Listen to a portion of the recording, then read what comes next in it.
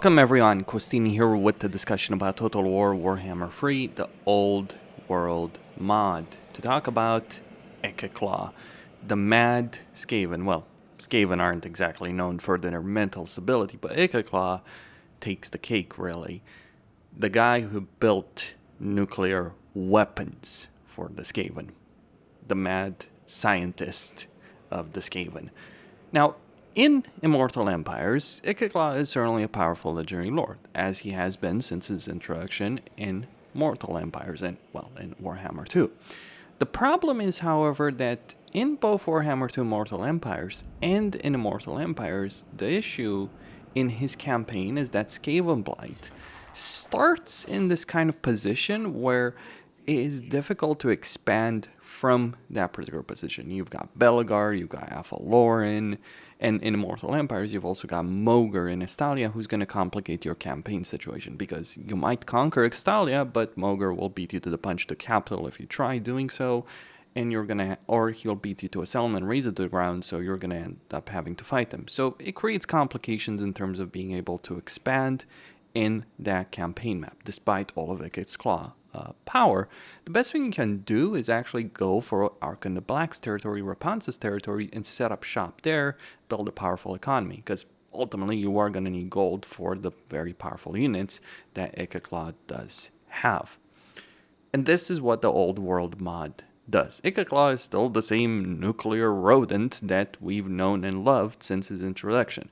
But now things get interesting, because now Skaven Blight still starts in the same geographic area, but it's now a province, with the minor Skaven clan controlling the minor settlements over here at the beginning of the campaign. So you can wipe, and you start a war with them. You wipe them out, you take their territory, and suddenly Skaven Blight becomes significantly more powerful as a province, being able to generate a far higher amount of income than it used to. And also, because you no longer have to have things like the clan barracks or even the assassin's hideout. Well, you might still want to have it in the provincial capital, but because you no longer have to build those, that means that the building slots that you're using for chieftains and assassins can now be put to better use elsewhere, allowing you to unleash the full power of the arsenal that the Skaven have. Quite literally, the weapon arsenal that you will unleash for a Skaven. And by the way, it is worth getting the arsenal because you can get poisoned wind mortars, whereas the Warpstone Tractor Beam just doesn't have that kind of power, really. I mean, it's still worth getting, the research rate, the income benefit. The territory alone, the fact that you have a province with free settlements in it that you have easy access to, in itself makes Ikit far more powerful in Old World than he is in Immortal Empires. But there's more. Oh yes. See, this portion of the campaign map is occupied by a lot of minor Estalian and Tylean factions, right? The Southern Realms, as it were. Vampire Counts, you've got Tyleans, you've got Vampire Counts, you've got a bunch of factions over here. And there's very few factions that can challenge you. The biggest threat, I would say, is, and especially if you're going to go for him, would probably be Forik, who is going to be on an unstoppable rampage over here in the mountains. But all the same, I wouldn't necessarily say that you have to worry about him too much early on, though certainly at one point you will have to confront Forik, who does have some pretty powerful items and certainly a very powerful army. And Forik, with a lot of territory behind him, so a lot of armies, like he's got 3+ armies over here, can certainly be a genuine challenge to have to deal with in a campaign. Poor Skrulk, though you might want to save Skrulk. And this is where we get into the juicy bit. See, Kasrabi is an evil genius in the way he designed this map. Ooh, he didn't just put things randomly. No, he gave them potential. So imagine this. You have Skrulk over here. He's got pretty sizable, he's got a settlement with a pretty decent garrison, so you won't be easily wiped out. And he also starts a war character, so by the time anyone is ready to deal with him, well, I just say they're gonna feel the full might of this fully operational Skaven clan that's gonna take some territory. Though, to be fair, I think Skrulk is going to eventually lose, but you do have some time to save him. But that's the first thing to mention. You have a pretty powerful legendary lord, because people underestimate how powerful Skrulk is. You have a pretty powerful legendary lord that starts pretty close to you. The only thing that's standing between you and Skrulk is Forik.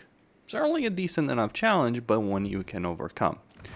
Though my favorite strategy in this campaign is to ignore these greenskins, because, you know, just buy yourself time, don't deal with Forik, because there's things that are going to happen in this particular situation. Ignore these greenskins and instead cross the mountains over here to the north. You've got Clan Carrion, and actually by this point in the campaign, I can unleash far more armies of the Skaven than I have any right to. Granted, I am going to go bankrupt soon enough if I don't fight and win this battle, but geez, that is potential. There's certainly some level of potential that does exist there. People say Bretonnia is easy enough. I'm like, do you realize what Bretonnia has got in store for it? Like, I feel bad for the Fey Enchantress, because you've got, like, this is the problem for the Fey Enchantress. Ikit has plenty of easy ways to attack you. You don't have any easy way to attack him. Things are gonna get pretty nasty for the Fey Enchantress. And if you're playing Leon Core, understand that what's gonna happen here in the south is not gonna be pleasant for you to ultimately deal with. Ikit Grom building up massive empires, which is something they can't really do that easily in Immortal Empires under AI control, is pretty insane. And feel prepared to deal with the full might of the Greenskin Wand, or what would arguably be the most powerful legendary lord. Certainly climate is going to slow him down, but damn, the Fey Enchantress is screwed, to put it mildly. But that's now beyond the potential of allying the Skaven that are under Clan Carrion, who, by the way, is not a passive faction in the mod, as they are in Immortal Empires. You've got a nice little gift wrapped up very nicely and comfortably over here for you in the northwest of your starting position. Death Master Snitch. I think anyone who has ever played a campaign in Immortal Empires and Cafe suddenly will feel a drop of terror at the prospect of Ikit, Skrulk, and Snitch close enough together that they can form the mega Skaven alliance. Forget the Skaven endgame crisis, the crappy endgame event. This is a real endgame. This is the real end times. Ikit, Snitch, and Skrulk.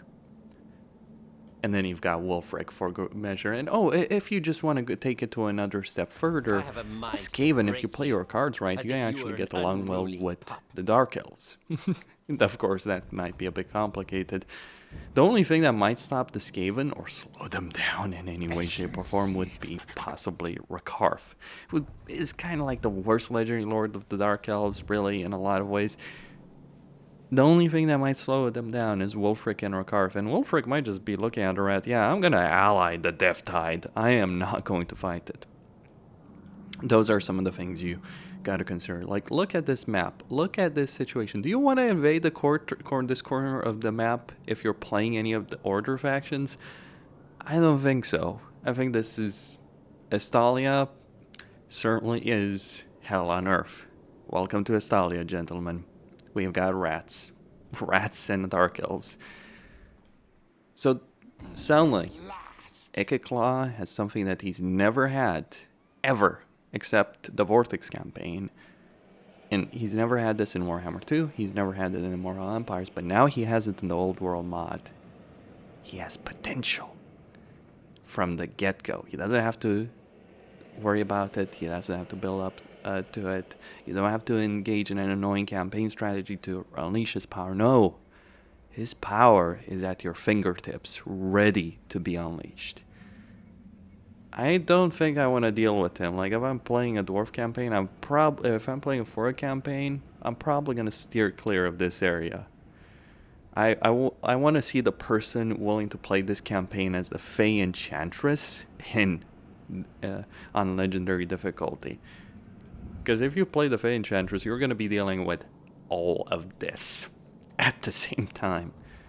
I mean, I guess you could obviously go for the mountains over here and try and attack Skaven Plight through this territory, but have fun with that. Ain't gonna be an easy road. So, enjoy. This is one of the main reasons this mod is quite excellent and a lot of fun to actually play and engage in. Because it offers a lot. It makes campaign experiences substantially better than they were in Immortal Empires. Honestly, I'm enjoying this a heck of a lot more than I've ever enjoyed Immortal Empires. And I wasn't necessarily the harshest critic of Immortal Empires. For all the negative comments I make, for all the negative videos I make, I do actually like Warhammer 3 in a lot of ways. I just get irritated by all the issues. But this, oof, I don't think I've had this much fun in a Total War game in, I don't know, years. Many years. So, stay tuned for more.